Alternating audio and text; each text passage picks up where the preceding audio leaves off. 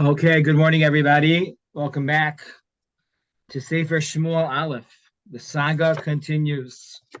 We are in the middle or towards the back end of Perek Yud Tes, chapter 19 of Shmuel Aleph, where we are discussing David HaMelech running away.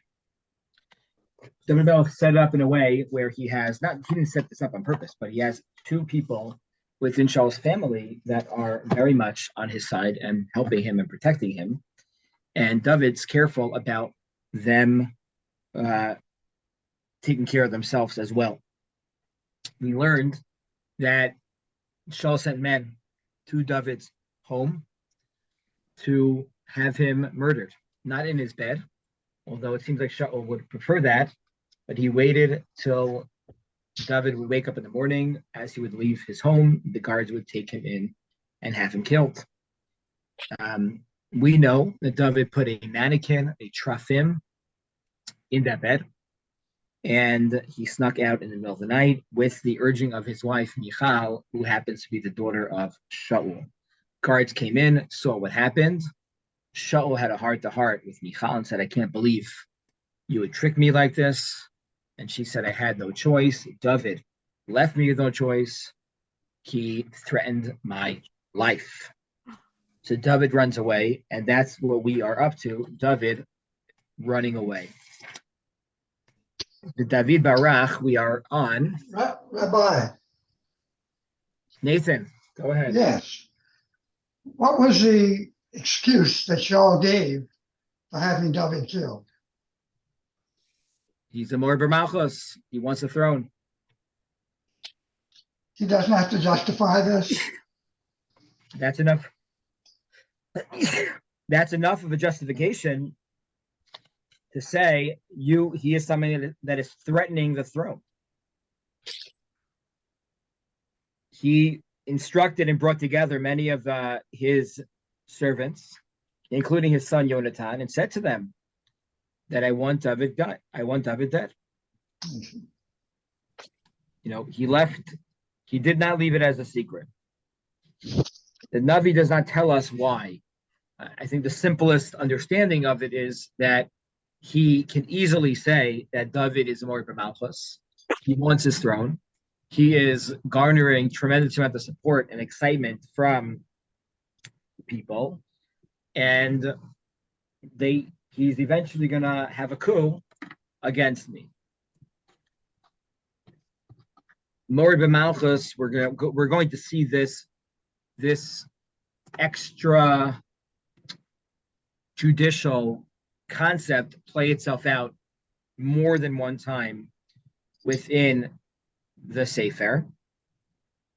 There are very few rules about it, except the fact that if you can show that somebody is threatening the king or not listening to the orders of the king, then the king has the right to have them killed.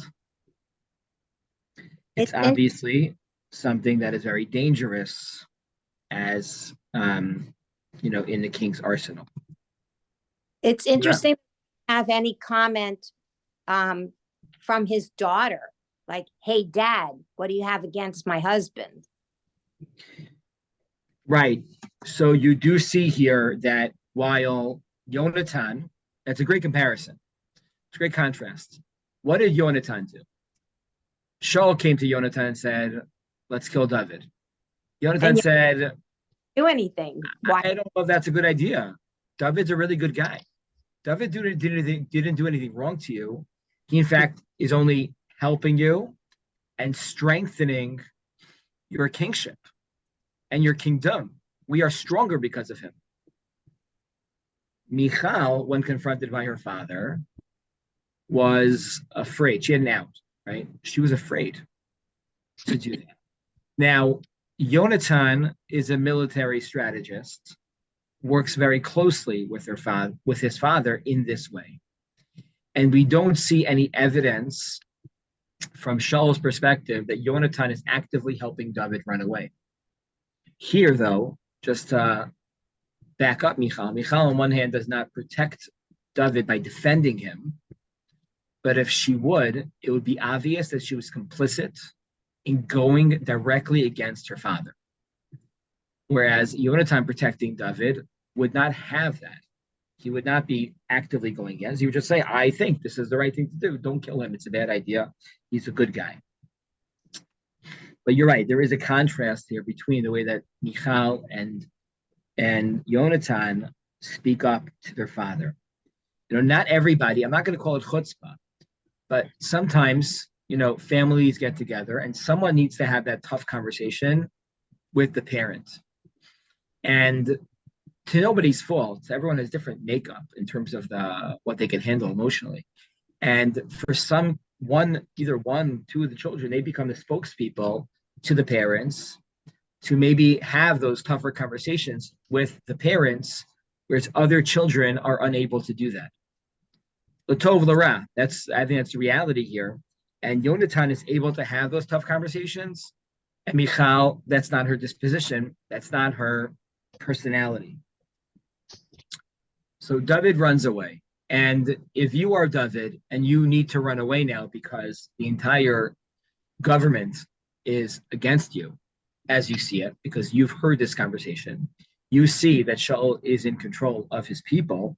He might not be in control of his emotions, but at least his people are listening to him. Then where do you go to find protection? Where do you go to find solace?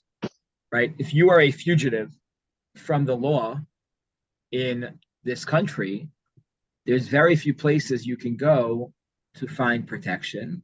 Ultimately, very likely you will be found. Leave off technology today and, electronic footprints, and that makes it probably things, I'd imagine, much easier. But back in the day, eventually you're going to be found. So where can he go to find protection? So you would think that he has just a few options. No? Where would you go? If you were David, where are you going to? Find Shmuel.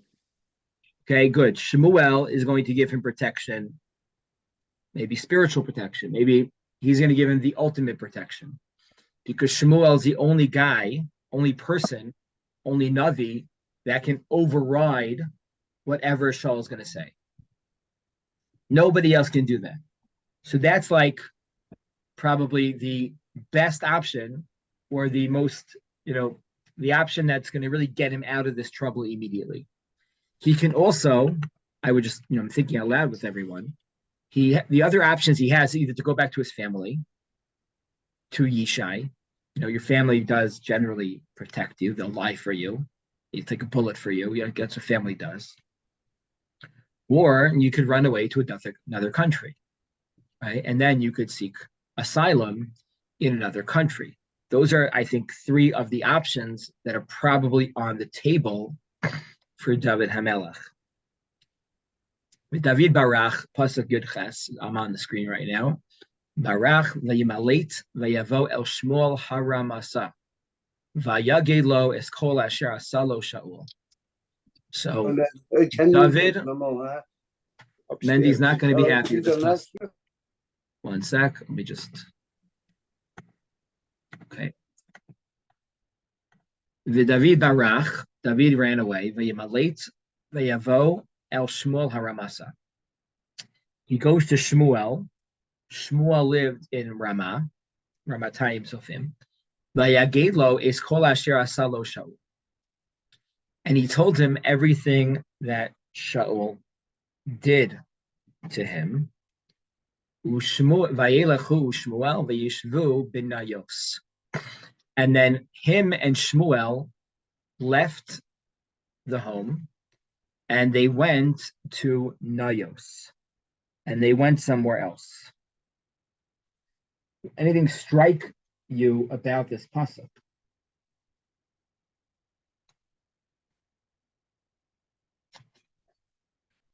It seems clear that Shmuel, at least, maybe not so clear, but I'm going to argue, it seems that Shmuel was not aware of what was happening to the kingdom, because David is now sharing all of this with him. You can argue that Shmuel, of course, knew, and he's just letting David unload and unpack everything that's happened to him over the past several days or months or weeks. It's unclear how long this is taking place over. I'm not sure, but some want to argue here that Shmuel was not privy to this information. Just because you are a Navi and Hashem does speak to you, and you have access to certain, top level knowledge, doesn't mean you have access to all of it. So some of the Mepharshim equate Shmuel here with Yaakov Avinu, that Yaakov on his deathbed was also not aware of everything. He was hidden, things were taken away from him and hidden from him at this time, and this could be also what was happening here. Mepharshim say that they went, not the Mepharshim, the Gemara says, although Gemara is also like a commentary on Navi, the Torah, Vayelachu Shmuel, and they sat in Nayos. So what is this place, Nayos? Says the Gemara Masechet Zvachim, something unbelievable. What were they doing at these moments? They were sitting in Nayos to try to figure out where the Makom HaMikdash was. They weren't sure where the Beis HaMikdash was, and they sat in Nayos to determine, sit together b'chavrusa, and try to figure out where the Beis HaMikdash was. B'chima inyan Nayos eitzel Rama, ela shayoshvin b'Rama v'oskin b'noyav sha'olam. They weren't sitting in a new place. They were sitting in Ramah. That's where they were. But they're involved in what was the foundations of the world to find the Beis HaBechira. As we know, when the Torah tells us we need to go to the Beis HaMikdash, it says, El HaMakom Asher Yivchar Hashem Lokecha L'Shkein Shemo Sham L'Shichno Tidrashu Uvasa Shama. We should serve and try to find the Beis HaMikdash, but he didn't know where it was. So David already right now, he always had his eye on the prize. He felt that his destiny and his goal and his tafkid in this world was to bring the Beis HaMikdash into a reality. And the first step and the first stage along that road was to figure out where exactly is Har HaMoriah. We don't know exactly where it was. We're not sure. So David went to Shmuel at this time. Again, who's going to have this Masorah? Hopefully it's going to be him. And that's what they did. Okay? And that's what they did at this moment. That's what they're learning about. Vayugad l'Shaul le'mor hine David b'nayos b'Ramah. It was told to Shaul that David is hiding in the Ramah. The Nayos b'Ramah, that's where he was. Again, Shaul has people all over the place. He can cast a wide net. He can spread word. He can put David's picture up at every single post office throughout the entire country. And that will ultimately lead back to people trying to find David and reporting back to Shaul. So slowly, we're at just the beginning of it. So scratching the surface on it. But David's going to become a known fugitive to the king. Vayishlach Shaul malachim lakaches David. So Shaul now sends messengers to take David. Shaul doesn't go himself for obvious reasons. He's the king. The king should not go himself. So he sends other people. And also over here, he's afraid to go himself because Shmuel's here, sorry. And if Shmuel's here, Shmuel knows the real story. Shmuel knows what is happening here, and David's really the next king. Vayar es lahakas hanivim nibim. Ushmuel umeid nitzav alayim. This really is unbelievable. So this group of individuals is coming to take David, right? David is there, he's present, and Shmuel is there. And these people walk and they pass by a group of Nevi'im. Shmuel omeid nitzav alayim. Shmuel is above them, meaning he is teaching them. He is their Rabbi. They had shiurim, and they had all full yeshivas that were full of Nevi'im back in the day. Vatihi al malache Shaul ruach elokim va'isnabu gam hema. And these people, as they walked past this troop of Nevi'im, they had a ruach elokim overcome them, and they became Nevi'im. They became Nevi'im, and they stopped chasing after David. Okay? Just imagine this happening today, that people stop in the middle. And we stop in the middle now all the time. You're walking towards something, and you get a ping on your phone, and you get a message, and you're like, and then you pick up the phone while you're on your journey, and then a second later you hang up the phone and you totally forget what you went out for. So these people, right, they became Nevi'im.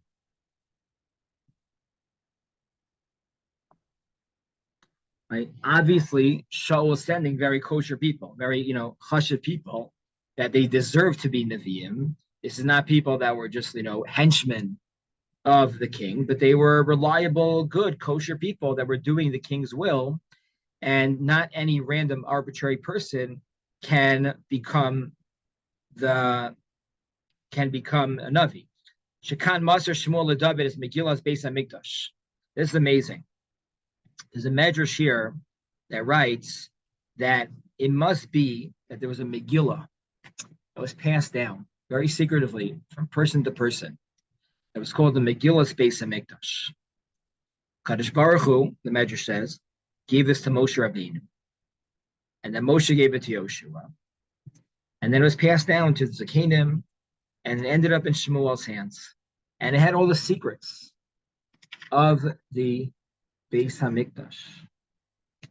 And Shmuel, this evening, or this interaction, gives this to David HaMelech.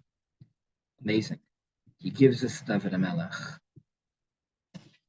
Teach him all of the sodos, all the secrets of the Beis HaMikdash.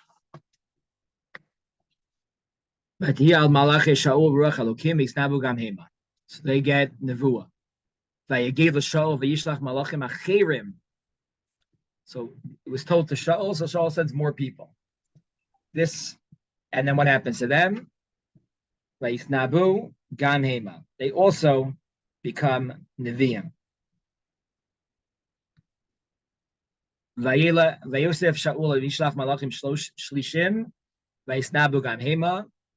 Everything always happens in threes. He sends more malachim, and the same thing happens. They again become Nevi'im.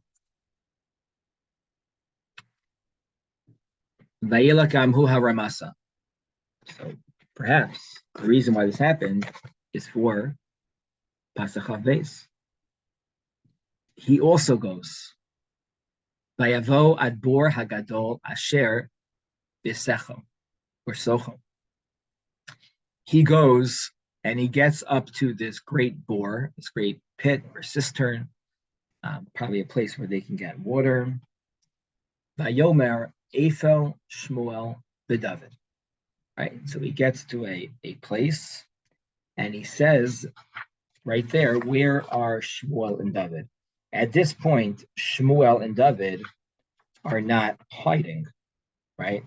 There's no reason for them ultimately to hide, because anytime people come to get them, nothing is changing. It reminds me of one of my favorite stories in the Gemara. Onkelos Unkelus, who appears on every single print of Chumash, that we purchase. He was a ger, and his uncle was Vespasian. Vespasian was ultimately the emperor that was responsible for destroying the second Beis Hamikdash. And Vespasian was obviously unhappy that his son, his nephew, was becoming a Jew. So he sent Roman henchmen to get him for the base Medrash. And when they went to get him, they said, why are you sitting in this sitting all day and like reading these texts? And he explained to them what the Torah was. He explained to them about Hashem. And those Roman henchmen stayed, and they also converted. And then he said, don't ask him any questions. And again, something happened, and they asked him a question, and he convinced them, and they all stayed. And he sent a third group of people, and they said, don't look at him, don't talk to him, just pick him up off his feet, carry him to me straight. So the Roman soldiers, they listened, and they brought him straight. And as they walked out of the Beis Medrash, he kissed him mezuzah. They said, what is that thing? And he said, oh, you're Roman general. When you guys fight in war, where does your general stand? At the back of the army. No one should touch him. But where does our general, where does he stand? He protects every single house. He stands guard right in the front. Right in the front. And they said, whoa, this is a religion. And they sat down, and so 3 times trying to get him. And then Vespasian, he didn't come himself. He gave up. Shaul, to his credit, didn't give up. And he comes himself. So where are they?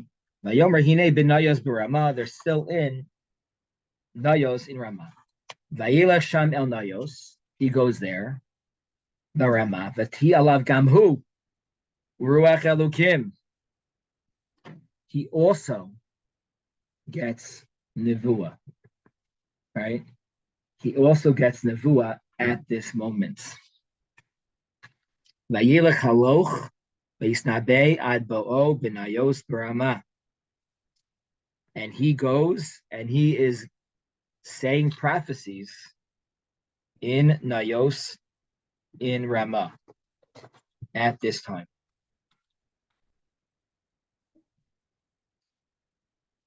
Right? It's unclear what exactly is his nevuah that he is giving over right now. But he's giving over nevuah at this time. The simple understanding is that so from right, Shaul hirim kolo b'shvachim Hashem shahu nivuim meduyakim. He was praising Hashem, right? Nevuah wasn't a nevuah like Doros, telling us something that's going to happen in the future. He was more like a Tehillim type of nevuah, a nevuah about just praising Hashem, about how amazing and awesome Hashem was. Vayafshet gamhu bigadaf. Now listen to what happens. What does this literally mean? Vayafshet gamhu bigadav. He removes his clothing. Vayisnabe gamhu lifnei Shmuel. And he also gives prophecy before Shmuel. Vayipol arom, kol hayom ahu, v'chol halayla. And he stays in this state of arom the entire day and the entire night. Al ken yomru, and that's what people said about him. Hagam Shaul b'neviim, is Shaul also amongst the prophets? So we need to just understand this a little bit. What does this mean? He took off his clothing and he became a Navi, right? How do we understand this?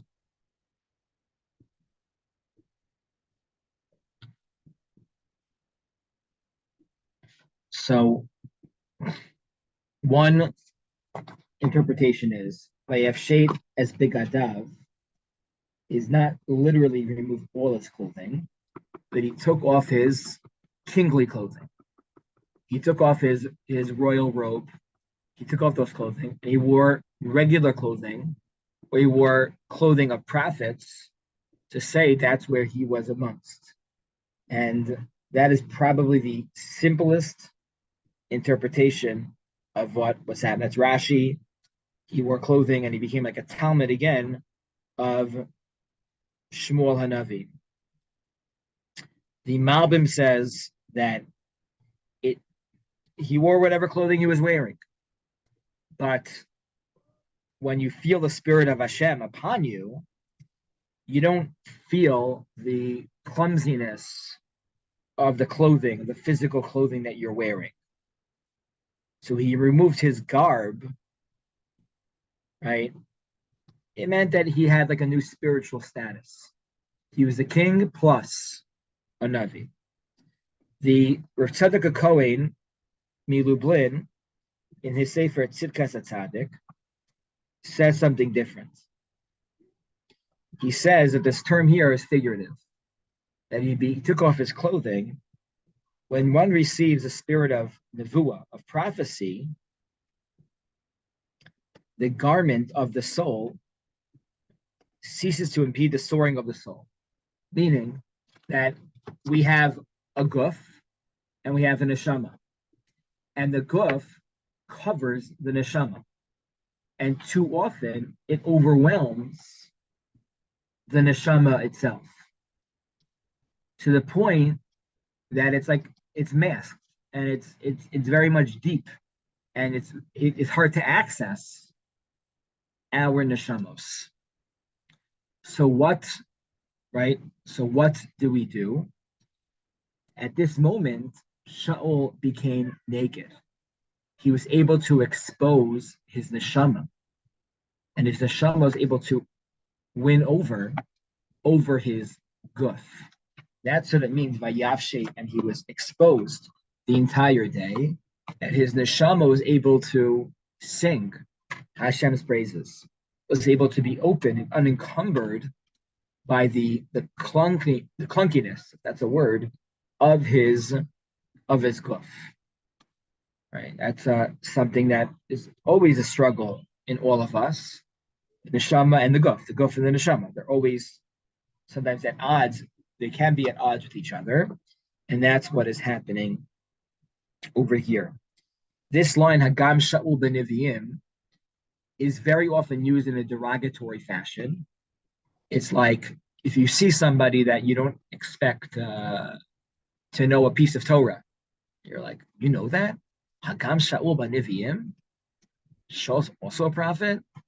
You're a nobody. That's the way it's used, I would say, colloquially, in a very negative, cynical way. But others interpret this line in a very beautiful way. Hagam Shaul B'Neviim, we didn't realize. We only see Shaul in a very one-sided manner. We see him as the king. And a king can't be spiritual, can't work on themselves and their relationship with Hashem, because they're the king and they're busy with, governing the country and making sure that everything's okay in that manner, that they can't have this other side to them. And what you see here, Gam Shaul, wow, Shaul has this other side to him that is so powerful. And we also get stuck in our roles. Right before Rosh Hashanah Yom Kippur, we get stuck in our roles. I'm this type of person. I'm that type of person. And I'm a melech. I don't have time for these other things. And we look at ourselves in a very specific manner. And Hagam Shaul B'Neviim maybe is telling us and instructing us to look at ourselves in multiple ways. That we have this internality about ourselves. We have an inside world about us that is so important and so significant. Okay, with that, we will stop for today, and Bezrat Hashem, we will continue next week with the 20th chapter of Sefer Shmuel. Everyone have a great Rabbi. Thank you, Yeah. Rabbi. Good morning. Just